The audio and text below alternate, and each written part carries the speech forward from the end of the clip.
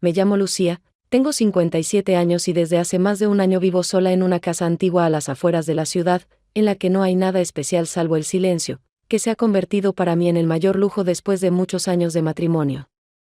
Donde la presencia diaria de alguien ya no significaba cercanía desde hacía tiempo. Compré la casa no porque soñara con una vida solitaria en una zona verde, sino más bien porque quería huir de todo lo que había dejado de ser mío, de los sonidos de una voz familiar que, con cada año, se volvía más incomprensible, y del papel que había desempeñado durante mucho tiempo, el de una esposa atenta, a la que dejaron de escuchar mucho antes del divorcio. En la nueva casa no traté de crear algo perfecto, me bastaba con que el techo no goteara, que la tetera funcionara, y que en el pasillo no hubiera objetos que recordaran una presencia que no había elegido. Las primeras semanas después de la mudanza me acostumbraba a cosas simples, a que nadie llegara tarde a casa, a que el timbre en la puerta fuera una excepción y no una costumbre diaria, y a que la mañana no comenzara con frases como «¿Dónde está mi camisa?», sino con el silencio en el que se puede preparar café sin prisa. Una mañana, justo cuando me disponía a salir de casa, encendí al mismo tiempo la tostadora y la tetera, y de repente se cortó la luz en la cocina. Al principio pensé que simplemente había saltado el interruptor, pero cuando vi que el enchufe chispeaba y de él salía un olor a plástico derretido, me quedó claro que era algo más serio. Llamé a Valeria, mi hija. Contestó de inmediato, sin demasiada calidez, aunque tampoco con frialdad, con ese tono que suele usar cuando habla con alguien a quien quiere, pero mantiene a distancia, como si temiera que preguntas más íntimas exigieran respuestas más cercanas. Mamá, le diré a Julián que pase después del trabajo. Justo ayer me contó que en su obra tuvieron un problema con la instalación eléctrica, estuvo lidiando con eso varias horas, dijo, y comprendí de inmediato que no me dejaba opciones. Julián es su esposo. Mi yerno. Un hombre en quien rara vez pensaba, porque nuestra interacción siempre fue correcta, contenida, casi profesional. Nunca fue familiar, nunca trató de acercarse, y eso era cómodo, sin reproches, sin expectativas, sin verdadera presencia. No quería que viniera, no porque sintiera algo concreto, sino porque en mi espacio, que apenas había aprendido a llamar mío, aparecería un hombre con el que no me unía nada salvo un lazo familiar formal. Pero oponerme habría sido incorrecto. Hacia la tarde, estaba de pie junto a la ventana con una taza de té cuando vi un coche conocido. Julián bajó del auto despacio, como siempre, con esa calma que es o innata o demasiado bien ensayada, con una camiseta de trabajo azul oscuro, una caja de herramientas y una mochila. «Buenas tardes», dijo cuando abrí la puerta, y en su voz no había ni calidez cortés ni frialdad, una entonación neutra, en la que aún quedaba algo no dicho. «Pasa, te muestro lo que pasó», respondí brevemente, sin fingir alegría, pero tampoco dejándole motivos para sentirse no bienvenido. Fuimos a la cocina, le mostré el enchufe, se agachó y empezó a desmontar la carcasa de inmediato.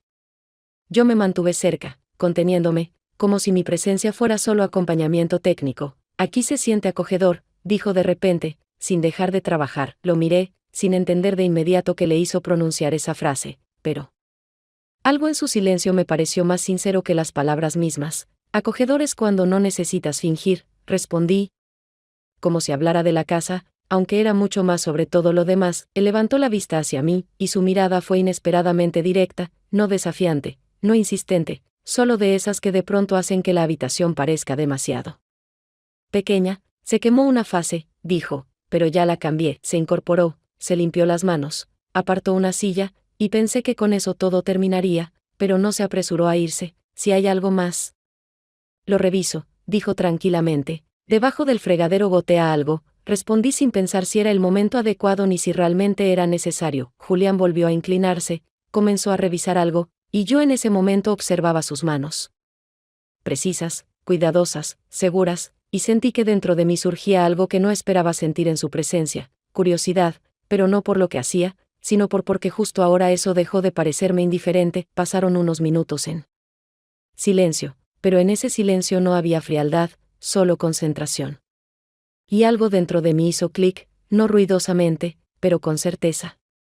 Igual que entonces, en el enchufe, no fue coqueteo, ni una escena de una obra prohibida, ni una insinuación. Pero tampoco fue solo ayuda. Y yo, a diferencia de él, lo comprendí con claridad en ese momento. Después de su visita, no le conté a Valeria nada más allá de lo obvio. que Julián había arreglado el enchufe y que todo funcionaba bien. Ella respondió con sequedad, sin preguntas de más, dijo simplemente, bien, y, como siempre que no quiere prolongar la conversación conmigo más de lo necesario, se apresuró a colgar. Yo no añadí nada. No quería mentir ni inventar explicaciones que ni siquiera yo tenía claras. Al día siguiente, mientras leía en la cocina, oí como un coche conocido se detenía lentamente frente a mi casa. Supe quién era antes de verlo. Julián volvió a estar vestido con ropa de trabajo, con la misma caja de herramientas en la mano, y parecía simplemente no haber tenido tiempo de cambiarse después del trabajo. Pero en su postura no había ni obligación ni la incomodidad típica de quien aparece por segunda vez sin ser invitado. Pensé que tal vez debajo del fregadero valía la pena revisar otra vez, dijo desde el umbral, y en su voz no había disculpa, solo una confianza tranquila de que el motivo era suficiente, incluso si no era del todo técnico. Me hice a un lado, sin decir palabra, simplemente le permití entrar. En la casa reinaba el mismo silencio que el día anterior, pero esta vez sonaba diferente, como fondo de algo que ya había comenzado, aunque no se hubiera nombrado. Trabajaba en silencio, concentrado, y sentí que lo observaba con más atención. De la necesaria, no por lo que hacía, sino por cómo lo hacía, con calma, sin prisas, sin gestos exagerados. Su espalda ligeramente encorvada bajo el fregadero, su mano maniobrando con destreza, y me sorprendí pensando que su cuerpo no se veía ajeno en ese espacio. Era demasiado como para un yerno al que conocía desde su lado correcto y formal, pero demasiado poco como para detener lo que ya empezaba a moverse dentro de mí. Cuando se incorporó, se secó las manos con un paño y me miró, ya no como el esposo de mi hija, sino como un hombre que mira a una mujer que tiene frente a él y no evita su mirada. Por primera vez, no supe si quería decir algo o si bastaba simplemente con permitirle quedarse unos minutos más. En su silencio había una pausa, pero no por desconcierto, más bien como para comprobar si yo realmente permitía que esta situación existiera. ¿Valeria trabaja mucho?, pregunté, no para abrir una conversación, sino porque fue lo primero que me vino a la mente y no sonaba forzado. Ahora están con un nuevo proyecto, respondió. Nos vemos tarde, cuando ya no hablamos. Dormimos, y por la mañana volvemos a salir. Es el ritmo que llevamos. Su voz era pareja, pero en ella había una sombra que no pasa desapercibida ni para los oídos más indiferentes. Eso no es un ritmo. Es un horario, dije en voz baja, sin reproche, con una franqueza que no se suele permitir cuando se habla de la familia de otro. No respondió, pero sus ojos volvieron a buscar los míos, y en ese contacto breve ya no quedaba el escudo que la gente suele usar cuando siente que el límite está cerca. ¿Puedo tomar un poco de agua?, preguntó, y le pasé un vaso. Dio un sorbo, lo dejó en el borde del fregadero y no se alejó. Ambos sabíamos que la conversación ya había ocurrido, no con palabras, sino con el simple hecho de que él había venido. Sin motivos que no pudieran inventarse y con aquellos que no necesitaban nombrarse. Cuando se fue, no lo acompañé hasta la puerta del jardín. Simplemente cerré la puerta y me quedé de pie en el pasillo, con la sensación de que la casa, que hasta entonces había sido mi espacio de silencio, ya no volvería a ser igual. Pero no porque alguien más hubiese estado en ella, sino porque yo ya no podía habitarme del mismo modo desde ese momento en que la puerta se abrió por segunda vez. Después de esos encuentros, en los que todo parecía quedar sin ser dicho pero era comprendido sin una sola palabra, traté de volver a la versión anterior de mí misma, esa en la que cada movimiento tenía una función clara, y cada día estaba lleno de tareas domésticas, como piedras en los bolsillos que impiden elevarse del suelo. Limpiaba con esmero, ordenaba cosas, revisaba los estantes con medicamentos, incluso hervía toallas que nadie veía, todo para mantener la mente ocupada. Pero dentro de mí, y en ese lugar que durante años aguantó en silencio la pérdida de sí misma, empezó a moverse algo que ya no podía, ni quería, volver a silenciar. No le escribí. Y tampoco fantaseaba con lo que podría pasar. Pero la sensación permanecía, silenciosa, como el calor residual de unos dedos que no tocaron, pero estuvieron lo suficientemente cerca para que el cuerpo no lo olvidara. Uno puede pasar mucho tiempo manteniéndose dentro de los límites, aprendiendo a no reaccionar, a no responder, a no creer. Pero cuando algo se mueve en la base misma, ya ningún escudo cotidiano funciona. Ya no podía fingir que no había pasado nada. No por él. Por mí, al tercer día encontré el manual de la cocina. El temporizador se había desconfigurado, parpadeando con símbolos extraños, y, en contra de mi costumbre, no quise ocuparme del problema. Podía hacerlo. Pero algo dentro de mí dijo con una claridad nueva: no tienes que ser fuerte todo el tiempo. Y eso fue algo nuevo, permitirme no poder con todo. No porque me hubiese roto, sino porque ya no quería seguir viviendo en la imagen de una mujer que nunca pide ayuda.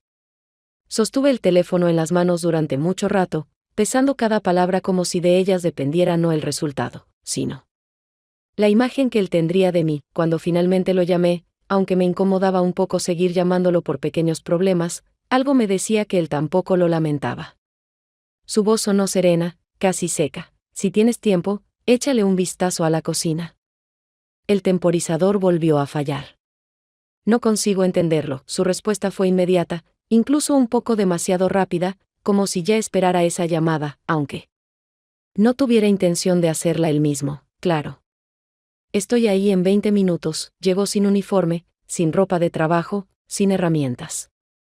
Con una camisa clara de mangas remangadas, cansado pero concentrado, cruzó el umbral como alguien que recuerda todo lo que ocurrió, pero no se permite nada de más. No le pregunté cómo estaba. Él no preguntó por qué no había llamado a un técnico. En nuestro silencio ya no había incomodidad, se había convertido en algo nuevo, denso, como ese momento suspendido entre dos acciones que se prolonga a propósito, porque justo ahí ocurre lo más importante, este botón. ¿Dices? Se inclinó hacia el panel, extendiendo la mano para mostrarme. Sí, bloquea todo. Lo presiono, pero luego sigue actuando por su cuenta, respondí acercándome, y en mi voz no había interés doméstico, solo un pedido silencioso. Quédate un poco, estábamos muy cerca, hombro con hombro. Sentí cómo crecía la tensión, no por deseo, sino por la presencia, esa que cuesta sostener cuando has estado sola mucho tiempo. Él me mostró cómo presionar, lento, con atención, y luego dejó los dedos cerca, como si no quisiera retirar completamente la mano.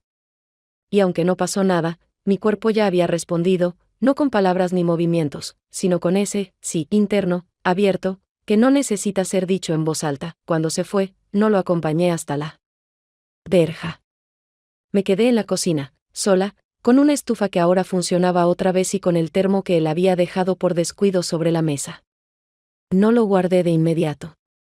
No por sentimentalismo, sino porque ese objeto se había convertido en testigo de algo más importante que un gesto, de mi disposición a no ser correcta, a no ser fuerte, a no ser cómoda, sino simplemente a ser, aquí, ahora, en un cuerpo que volvía a aprender a responder. No sabía si él regresaría. Y no inventaba escenarios. Por primera vez en mucho tiempo no estaba esperando, estaba en mí. Por primera vez no huía. Y eso ya bastaba para que todo a mi alrededor dejara de ser como antes. A la mañana siguiente desperté no por el despertador ni por el ruido de la calle, sino porque mi cuerpo, desde la noche anterior, seguía esperando una explicación. No externa, no de él, sino de mí misma.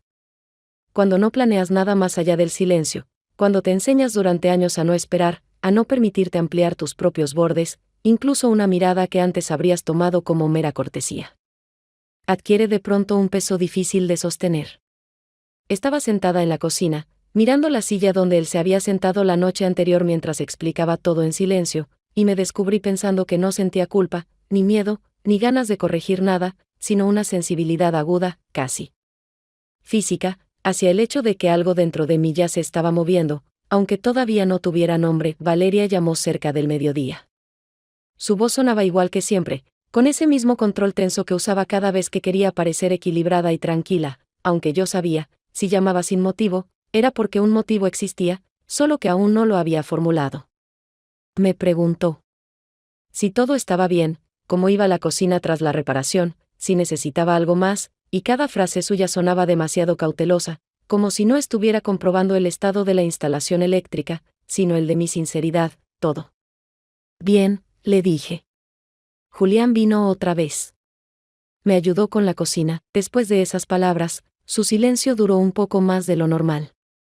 No fue dramático, pero sí perceptible, lo suficiente para que yo comprendiera que algo había captado. Él no lo mencionó, respondió al fin, pero sabía que había estado allí. ¿Sabes? Tiene esa expresión en la cara cuando dice solo la mitad de la verdad. Ese momento me hizo enderezar la espalda, como ante una pregunta inesperada para la que no se tiene una respuesta preparada. Le pedí que viniera. No se negó y no explicó nada, dije, manteniendo mi voz en un ritmo habitual. Valeria no se enfadó, no me acusó, no insinuó nada, solo dejó una pausa, en la que por primera vez en muchos años sentí que entre nosotras no había la habitual irritación por el malentendido, sino una grieta real, en la que ambas ya habíamos perdido algo antes siquiera de admitirlo. No sé qué pasa, mamá, pero siento que ya no eres la misma de hace unas semanas. Y eso me cuesta, dijo en voz baja. Me quedé callada, sin apartar la mirada de la ventana de la cocina, donde el sol iluminaba el borde de la taza de la que él había bebido 2 días antes, y que aún seguía allí, aunque cada mañana limpiaba la mesa. Yo tampoco sé qué hacer con esto, dije al fin. Pero sé que no quiero volver a esconderme de mí misma, incluso si eso significa perder algo más. Valeria no respondió. Simplemente colgó, sin despedirse, pero sin cortar bruscamente.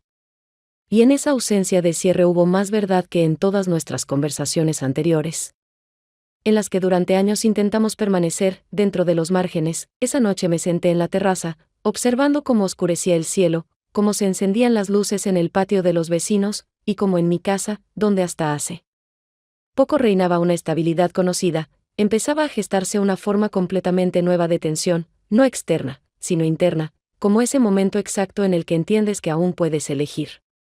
Pero elegir no siempre es entre 2 personas. A veces, se elige entre la que eres ahora y la que has sido durante años para todos los demás. La noche siguiente, cuando el día ya comenzaba a declinar, doblaba ropa limpia para guardarla en el armario, intentando sostener pensamientos tranquilos, pero esa sensación invisible de espera volvió a aparecer. No miraba el reloj, no tenía prevista ninguna visita, pero mi corazón se aceleró justo en el momento en que el sonido familiar de unos pasos en la puerta resonó con una exactitud que parecía haber sincronizado con mi propio ritmo interno. No abrí de inmediato, quise terminar lo que estaba haciendo, como si los gestos cotidianos pudieran darme una ilusión de control sobre algo que empezaba a desbordarse. Julián estaba ahí, sin herramientas, con una camiseta común y un termo en la mano, como un hombre que simplemente decidió pasar un momento, sin excusas, sin un motivo declarado. Su mirada era serena, un poco cansada, pero no vacilante. En su voz no había rastro de disculpa ni de explicación cuando dijo, pasaba por aquí. Pensé que tal vez había algo que revisar. No se ha roto nada, pero puedo hacer café, respondí, sin intentar justificar su presencia, y me aparté para dejarle entrar. Nos sentamos en la cocina y ninguno de los dos se apresuró a empezar una conversación. En su silencio había algo nuevo, perceptiblemente cálido pero también contenido, como si quisiera comprobar si yo también sentía ese cambio. Preparaba el café sintiendo como la tensión en el aire se volvía más espesa, pero no era la tensión de huida, sino la que atrae, la que te obliga a mirar con más atención cada movimiento. ¿Sabes? Cuando uno llega sin motivo, eso significa que simplemente quiere estar aquí, dijo mientras giraba suavemente la tapa del termo. Sus palabras no eran al azar, parecía que llevaban tiempo esperando salir, pero ahora sonaban casi tranquilas. Cuando alguien viene a mi casa, siempre es un acontecimiento, respondí sin apartar la mirada. En esa frase simple no había ningún juego, solo un hecho. Mi casa no era un lugar al que alguien viniera solo a estar. Él me miró con atención, como si comparara mis reacciones con algo que llevaba dentro, algo invisible para los demás. No eres como dicen que eres, dijo después de una breve pausa. ¿Y cómo dicen que soy? Pregunté, aunque podía imaginar la respuesta. Dicen que eres cerrada, que mantienes a todos a distancia. Su voz no tenía reproche, era más una constatación que una opinión. Sonreí, pero sin ironía. No con todos, respondí. En voz baja, pero con seguridad. Sus ojos se hicieron aún más profundos por un instante, y entendí que esa conversación ya no necesitaba más palabras. Nos quedamos allí, simplemente mirándonos, y el silencio no era un muro, se volvió testigo de que algo había comenzado entre nosotros, incluso si ninguno lo nombraba en voz alta. Cuando se levantó, no le pregunté si volvería. Él no hizo promesas, pero yo ya sabía que esa línea que ambos habíamos sentido no desaparecería solo porque decidiéramos ignorarla. Ya no hablábamos de sus visitas. Ocurrían como si se hubieran convertido en una nueva costumbre, aunque jamás se acordaron ni se planearon. Él llegaba tarde, cuando el crepúsculo ya había borrado los límites entre los días laborables y los fines de semana, entre lo correcto y lo permitido, y yo lo recibía cada vez con la misma calma, sin invitarlo, pero tampoco con sorpresa, como si en nuestro silencio ya hubiese nacido un acuerdo tácito, sellado no con palabras, sino con el simple hecho de repetirse. No buscábamos pretextos, no inventábamos razones por las que él estaba allí, ni porque yo no hacía preguntas. Todo lo que ocurría entre nosotros se desarrollaba con lentitud, con esa precisión que no proviene de la pasión, sino de un acuerdo interior. Su mano tocaba la mía no para iniciar algo contundente, sino para dejar una huella que no se borraría, incluso si ambos decidiéramos parar una noche, cuando se quedó más tiempo de lo habitual. Estábamos sentados en el sofá de mi habitación, y la conversación, que había comenzado hablando de una lámpara nueva, se deslizó lentamente hacia algo más profundo. Aquí se está cómodo, dijo, pasando los dedos por el borde de un cojín. Es porque aquí no se puede entrar con mentiras, respondí, sin girar la cabeza, y en mi voz no había dureza, solo claridad. Él se inclinó más cerca, no de golpe, sino como si fuera la única acción natural en ese instante. Y cuando sus labios tocaron los míos, no hubo una explosión en mi cuerpo, en cambio, surgió un estado de aceptación serena, como si el silencio finalmente hubiera encontrado su forma. No fue un primer beso de historia juvenil, donde el corazón late con violencia. Fue un beso entre dos personas que hace mucho perdieron el derecho a lo nuevo, pero aún así se permitieron otro comienzo. No teníamos prisa. Todo ocurría con una delicadeza tal, como si él no solo hiciera lo que deseaba, sino que intentara sostener las sombras que mi piel arrastraba de tantos años en los que no me veían. Mis manos no temblaban, no sentía culpa, solo una vibración constante y segura. Esta acción no es un error, simplemente no tiene permiso externo. Esa noche se quedó. No como un amante que escapa al amanecer, ni como un huésped que se despierta pidiendo perdón. Se quedó acostado a mi lado, con los ojos abiertos, y yo no le pregunté en qué pensaba. Me bastaba con saber que no callaba por defensa, sino porque el silencio era la única forma honesta de estar aquí. Por la mañana se vistió lentamente, como quien no quiere perder ni un segundo de más, aunque ambos sabíamos que el tiempo jugaba en nuestra contra. No sé qué hacer con esto, dijo, ya de pie junto a la puerta. Yo tampoco, respondí. Pero ya es tarde para fingir que no ocurrió. No acordamos cuándo volveríamos a vernos. No intercambiamos promesas, no pusimos condiciones. Pero en el aire quedó el eco de algo que no se desvanece, incluso cuando la puerta se cierra. Y. Por primera vez en mucho tiempo no me sentí ni culpable ni excluida de la vida. Simplemente me sentía viva, desde aquella mañana en que se fue después de una noche que borró por completo las fronteras entre él, se puede, y él, nunca. Se debe. Dejé de intentar ponerle nombre a lo que había ocurrido. No era un romance, ni una traición en el sentido clásico, porque ninguno de los dos intentó ocultar huellas, simplemente no las dejamos demasiado marcadas, no dejamos testigos, y ni siquiera entre nosotros pusimos etiquetas. Esos momentos quedaron en mí no como un secreto, sino como un recuerdo que no necesita ser confirmado. No esperaba su llamada, porque sabía que no la habría. No por miedo, ni por vergüenza, sino porque lo que ocurrió entre nosotros pertenecía a un espacio donde no funcionan la logística, los acuerdos ni los planes para él. Después. No fue una historia con futuro, fue una historia de presencia. Que solo nace cuando ambos dejan de fingir. Valeria no llamó en varios días, y yo tampoco inicié contacto. Sabía que ella había sentido algo, no detalles, pero sí un movimiento, un saber intuitivo que siempre existe entre madre e hija, incluso cuando llevan años atrapadas en roles que ya no les sirven. No buscaba su mirada, no pedía permiso. No me preparaba para dar explicaciones, porque por primera vez en mi vida no sentía que debía justificar mi cuerpo ni mi derecho a elegir. Una de esas tardes fue particularmente cálida, fuera de temporada. Estaba sentada en la terraza, con los pies descalzos, el plaid inútil sobre las piernas, y me pareció que hasta el cielo se había permitido relajarse un poco. En el aire no había señales, ninguna insinuación, ninguna promesa, pero de pronto sentí que él estaba cerca.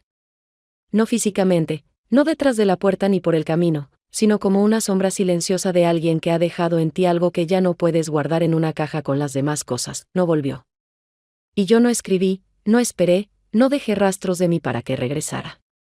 Pero cada vez que tocaba la taza de la que había bebido, cuando colocaba en el estante la toalla que él había sostenido, o cuando atrapaba mi reflejo en el espejo y veía algo nuevo en mis propios ojos. Sabía que una parte de él seguía aquí. Lo más aterrador no fue que él fuera mi yerno. Lo más aterrador fue reconocer que yo había deseado esa presencia. No por accidente, no por debilidad, no por soledad.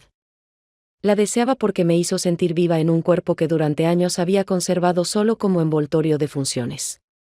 Y desde ese momento, ya no podía volver a ser la mujer que era antes para el mundo, cómoda, contenida, silenciosa. Valeria apareció sin avisar, unos días después, cuando el sol aún no se ocultaba y el aire era demasiado tranquilo como para no anunciar tormenta.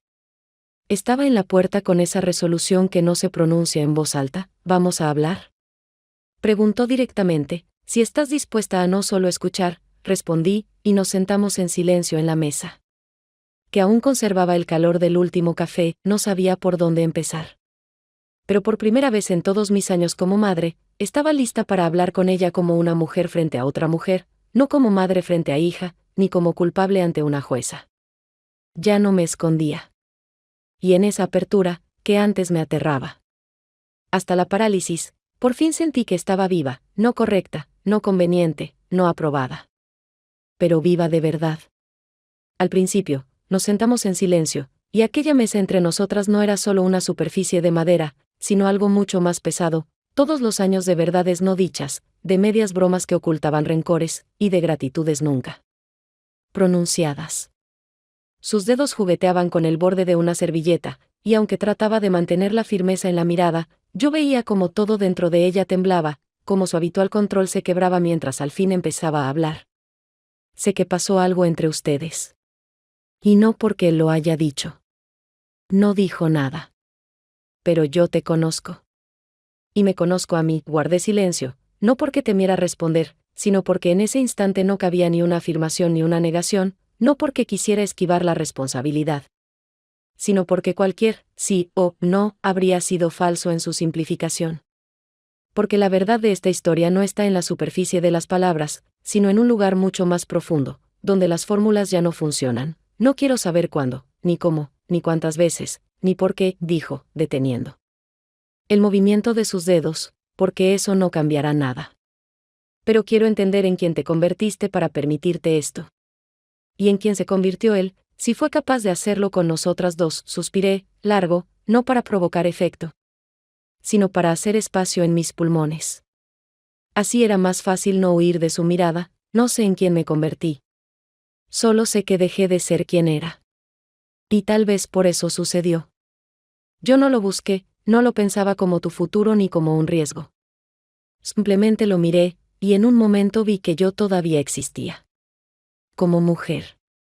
No como madre, no como fondo, no como una voz al otro lado del teléfono. Valeria apartó la mirada, como si lo que acababa de escuchar no la ofendiera, sino le abriera algo que no estaba lista para enfrentar. Tragó aire, apoyó las manos sobre las rodillas, se recompuso, y ya no como hija, sino como una mujer adulta agotada de los reproches, dijo, ¿de verdad estuviste bien con él?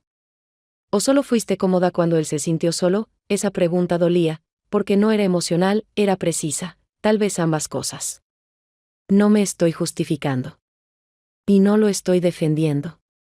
Sé lo que él hizo, y sé lo que hice yo. Pero también sé que por primera vez en muchos años no viví según expectativas ajenas. No pedí amor.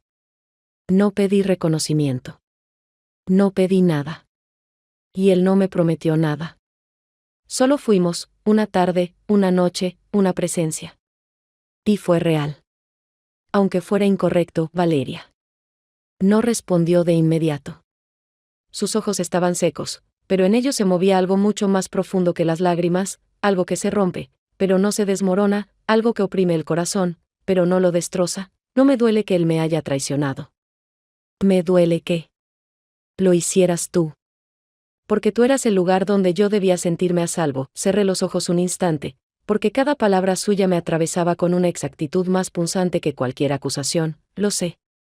Y no me avergüenzo de mí como mujer. Pero me duele por ti, como hija. No puedo deshacer lo que pasó. Pero puedo estar contigo ahora, con sinceridad, sin envolver esto en una falsa moralidad. Tomé una decisión. Tal vez por primera vez en mi vida, no como madre, no como ama de casa, no como quien elige el mal menor. Tomé la decisión de estar en mí. Valeria se levantó, caminó por la habitación, tocó la estantería con libros que una vez me ayudó a organizar. No dijo nada durante un buen rato. Y cuando se acercó a la puerta, no le pregunté si volvería. Sabía que esa conversación no había terminado. Simplemente había echado raíces. Y algún día de allí crecerá algo, tal vez distancia. Tal vez una nueva cercanía. Pero sin duda, no el silencio. Pasaron varios días después de la conversación con Valeria, y mi casa se volvió un poco más pesada, no por las palabras que se dijeron, sino por el silencio que quedó tras ellas. Ya no era aquel silencio pacífico que antes tanto valoraba, ese alivio frente a voces ajenas, ese espacio propio. Era algo mucho más denso, como un aire espeso en el que cada pensamiento arrastraba decenas de otros, como una cadena frágil que termina rompiéndose justo donde nadie espera. Ya no hojeaba libros antiguos, no ponía música, no preparaba té. Por placer, todos esos hábitos que antes me mantenían a flote de repente dejaron de tener sentido, como si ya no me pertenecieran. Pasaba largos ratos mirando una fotografía de Valeria, aquella en la que tenía 16 años, con una camiseta blanca y el pelo mojado después de nadar, sonriendo no a mí, sino a alguien fuera del encuadre. Yo tenía la cámara en ese momento, lo recuerdo bien, y ella aún era una niña sin reservas, espontánea, abierta, liviana. Entre esa adolescente y la mujer que salió de mi casa días atrás con los ojos llenos de amargura, hay un abismo. Que no cavaron solo los años, sino también el silencio que ambas cultivamos con tanto esmero para no herirnos con verdades. Ya era de noche, el cielo comenzaba a oscurecer cuando recibí un mensaje. El número no estaba guardado, pero reconocí el estilo al instante, frases cortas, sin saludos, puntuación correcta, sin adornos emocionales, no voy a volver. Pero gracias. Me quedé mirando esas 4 palabras largo rato, sin entender. Al principio, ¿cuál dolía más? ¿Que no volvería? ¿O qué me daba las gracias? Porque la gratitud tiene algo definitivo, suena a punto final, uno que no se ve hasta que se lee entre líneas. Y entendí que ni él ni yo podíamos deshacer lo ocurrido. Ambos lo llevaríamos con nosotros, no como algo de lo que enorgullecerse, sino como una parte nuestra que no puede estirparse sin perder algo aún más grande. No le respondí. No por orgullo, ni por enojo, sino porque en mí ya no quedaba nada que desear a continuación. Todo lo que tenía que suceder, ya había sucedido. Todo lo que tenía que arder, ya era ceniza dentro de mí. Todo lo que debía doler, seguía doliendo, pero ya sin esa agudeza inicial que golpea el pecho los primeros días, cuando lo perdido y lo prohibido se enredan sin remedio. Salí al jardín, descalza, sin abrigo, porque las noches aún conservaban algo de calor. El cielo estaba oscuro, pero no negro, lo llenaba una luz difusa, como la intuición de que algo más vendrá, aunque no sepas qué. Toqué los pasamanos, aún marcados por el roce de sus manos, y supe, esta historia no es sobre él. Ni siquiera sobre Valeria. Esta historia es sobre mí. Sobre una mujer que vivió mucho tiempo para los demás, que se diluyó durante décadas en roles ajenos, y que un día, no por debilidad, no por desesperación, sino por autenticidad, se atrevió a permitirse ser, y aunque eso me cueste la relación con mi hija, la calma frente al espejo o la confianza en mí misma, no me arrepiento. Porque hay cosas que no se pueden devolver sin perderse por completo. Y yo elegí no volver atrás. Pasaron algunos días desde aquella última noche, cuando la puerta se cerró detrás de él definitivamente, dejando no un vacío, sino una especie de silencio complejo y con múltiples capas, que no podía describirse como frío ni como tranquilizador. Me despertaba por las mañanas no porque algo me llamara o me obligara a levantarme, sino porque mi cuerpo ya se había acostumbrado a ese ritmo. Levantarme, preparar té, abrazarme con gestos que hacía tiempo se habían convertido en rituales de supervivencia. En la casa no había cambiado nada, todo seguía en su lugar, nada nuevo se había roto, incluso las viejas grietas en el revoque parecían familiares, casi queridas. Como cicatrices que ya no duelen pero recuerdan que sigues viva. No esperaba llamadas, no buscaba señales, no releía mensajes antiguos, porque ya sabía con certeza, lo que ocurrió no fue un error ni una traición en el sentido cotidiano, sino algo mucho más profundo y complejo, Un encuentro entre dos soledades que se atrevieron a cruzar la línea de lo prohibido, no por placer ni por juego, sino porque ya no podían seguir viviendo bajo el vacío interior. Julián no escribió, Valeria tampoco, y ese silencio, aunque no era liviano, ya no me tenía en tensión, porque yo había hecho mi elección, no justificarme, no explicarme, no intentar convencer a nadie de que mis actos tuvieran lógica. Oh, perdón, por la noche, me senté en la cocina, en mi silla de siempre, me serví té y me permití recordar no el momento en que él me tocó la mano, ni su mirada, ni el olor de su ropa, sino la sensación que dejó tras de sí y no euforia. No tristeza, sino una especie de asombro. Aún soy capaz de responder, de abrirme, de arriesgarme, incluso después de años de cautela y deseos silenciados. No idealizaba lo que pasó, no lo decoraba, no lo justificaba, simplemente sabía que, en ese instante, fui yo. Sin filtros, sin defensa, sin roles. Y eso fue aterrador, doloroso, pero también real. No sabía qué sería de Valeria, sí. Algún día podría perdonarme, si entendería que esta historia nunca fue una traición a su confianza, sino un regreso mío hacia mí misma, hacia esa parte que perdí en el matrimonio, en los deberes, en la adaptación constante a las expectativas ajenas. Pero estaba preparada para su rabia, para su silencio, para cualquier reacción, porque ya no quería seguir viviendo como si no existiera, como si solo fuera una función, siempre correcta y predecible, esta casa, con su techo viejo, sus puertas que crujen y el enchufe que una vez falló, dejó de ser solo un refugio temporal, se convirtió en el lugar donde me permití volver a ser imperfecta, inacabada, emocional, viva. Y aunque nadie más vuelva a tocar mi puerta, ya no me sentiré vacía, porque lo más importante que regresó después de todo, fui yo misma. La tarde avanzaba, no exactamente cálida, tampoco del todo fría, ese tipo de luz en que el sol se pone sin apuro, como si quisiera quedarse un poco más, pero ya no tuviera derecho. Yo estaba de pie junto a la ventana, sin mirar nada en particular, simplemente dejando que mis ojos descansaran en lo conocido, el jardín que planté aún con mi exmarido, el sendero por donde ya nadie camina, y la pared cubierta de hiedra que ha crecido tanto que ya oculta incluso el moho. Todo a mi alrededor seguía igual de reconocible, y justo eso era lo más doloroso, que nada delataba que dentro de mí todo había cambiado, por supuesto, funcionaba. Me levantaba, comía, hacía cosas con las manos, preparaba café, incluso respondía correos que no requerían emociones. Pero cada gesto iba acompañado de una sensación de fondo, como si llevara algo invisible, no una carga, sino algo menos evidente. Tal vez eso era el verdadero castigo, no el dolor, no las lágrimas, sino esa presencia silenciosa y constante de lo hecho, que no se desvanece con el tiempo, sino que se hunde más hondo. Valeria seguía sin hablarme. No sabía si leía mis mensajes o los borraba sin abrir.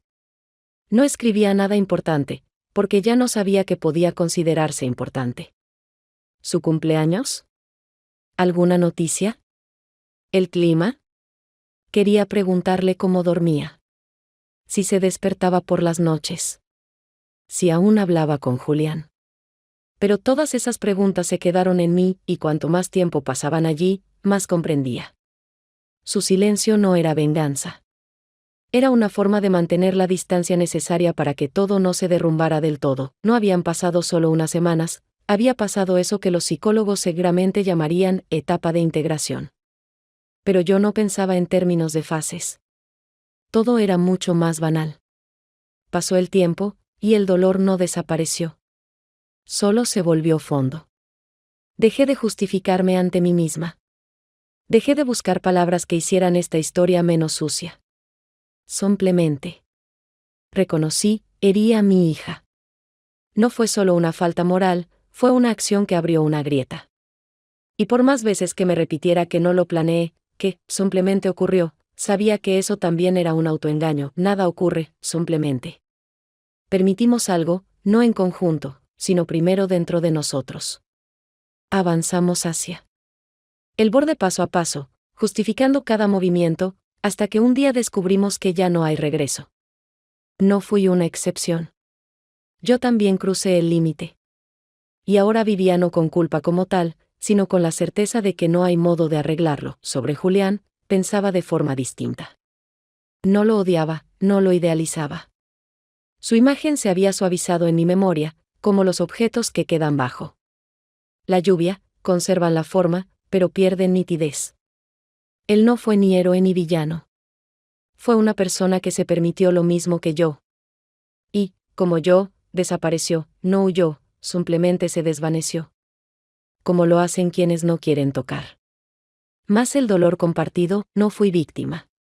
Ni vencedora. Fui participante.